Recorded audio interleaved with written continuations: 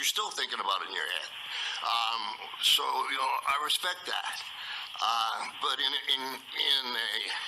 endeavor to keep things rolling, there was an idea to have Owen kind of like fly down into the ring. Could you just like start from A and just explain that to me? Being respectful. I'm not. No, Roddy, I know because and we spoke about this briefly. Roddy, there wasn't an idea. An idea was never discussed.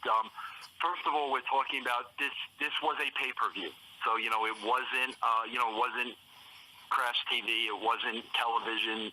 I mean, this was a pay-per-view, and as you know, pay-per-view is that's where you really pay off the wrestling and you give them the long match that they want to see, that they pay money to see. So it's a totally different animal than television. So, but television is the one that what you did on TV last is what makes that pay-per-view draw. Yes, absolutely. Okay. Absolutely. So, Roddy, the pay-per-view that we're talking about is already written. It's done. We're finished with the pay-per-view. Who wrote it? Pay-per-view. Me and Ed Ferrara. And Roddy, the pay-per-views. I mean, you know this. I mean, the pay-per-views are a lot easier to write than the television shows because it's all wrestling. Yes. So Ed Ferrara and myself, the show is done. So I'm in the office by myself. It was probably, man, if I had to guess, Roddy, I'd say it was probably a Wednesday or a Thursday night, and it's late. It's after 6. Not many people are in the building. I'm working in my office. I have the format in front of me, and I'm dotting the I's and I'm crossing the T's. All of a sudden, I get a phone call at my desk from a guy that had worked at the WWE for years and years and years, and I know that you know him. His name is Steve Taylor. Got it.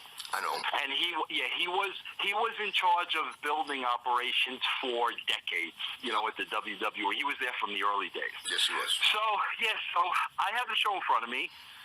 Steve Taylor calls me, and Steve says, "Listen, Vince," he goes, the rigging crew that repels Sting, they want to come to our pay-per-view on. He says, "Listen, Vince," he goes, charge of building operations for decades, at the WWE. He was there from the early days. Yes, he was. So I have the show in front of me.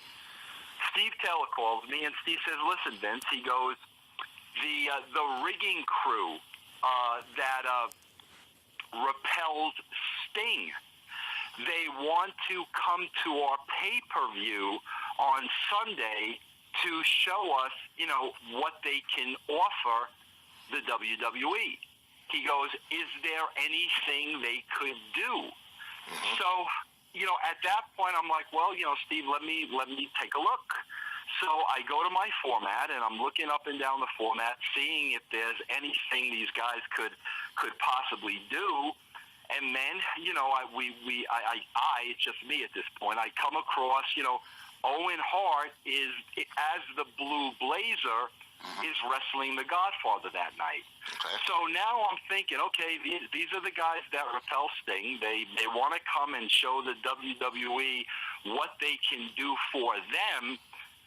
Why not give Owen a grand entrance? If they can repel Sting, if they can repel Owen, like they repel Sting, it'll be a great entrance for Owen. It'll be good for Owen. Why not suggest that? So that's exactly what I did. I said, "Well, Steve," I said, "there's this one part in the show." I said, "Owen's the Blue Blazer." I said, if they want to work on his entrance, that'll be something cool to give to Owen. See if they're interested in doing that. And I basically left it at that. Okay. So my point is, Roddy, it was never originally written into the show. It was